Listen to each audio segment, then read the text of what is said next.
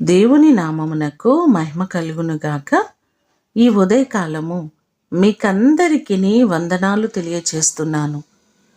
ఈ దినము మిమ్మలను బలపరచు దేవుని మాట, నీ దేహమునకు ఆరోగ్యమును, నీ ఎముకలకు సత్తువయు కలుగును.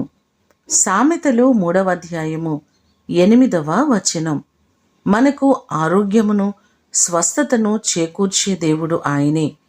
ఈ రోజుల్లో ఎవరిని చూచినా ఏదో రకమైన బలహీనతల చేత, అనారోగ్యముల చేత బాధపడుతున్నారు.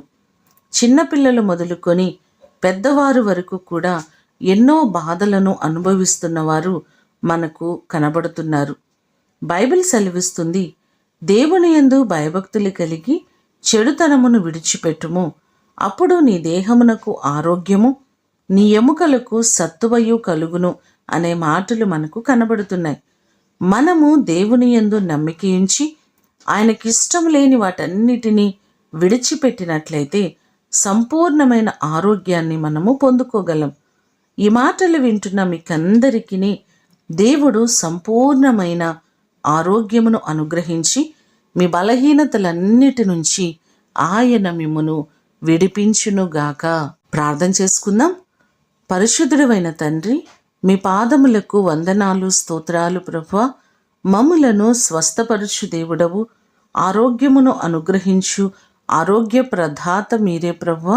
నీ కృపచేత మమ్మలందరినీ జ్ఞాపకము చేసుకోండి.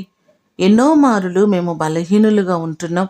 మమ్మలను బలపరిచి సంపూర్ణ ఆరోగ్యములను మీరు కలుగు చేయండి. ఎంతోమంది హాస్పిటల్లో వ్యాధుల చేత, బాధల చేత ఇబ్బందులు పడుతున్న వారు ఉన్నారు. ప్రతి వారిని మీరు జ్ఞాపకము చేసుకొని వారికి సంపూర్ణమైన ఆరోగ్యాలను కలుగు చేయండి. ప్రతి కుటుంబానికి క్షేమాన్ని మీరు అనుగ్రహించండి.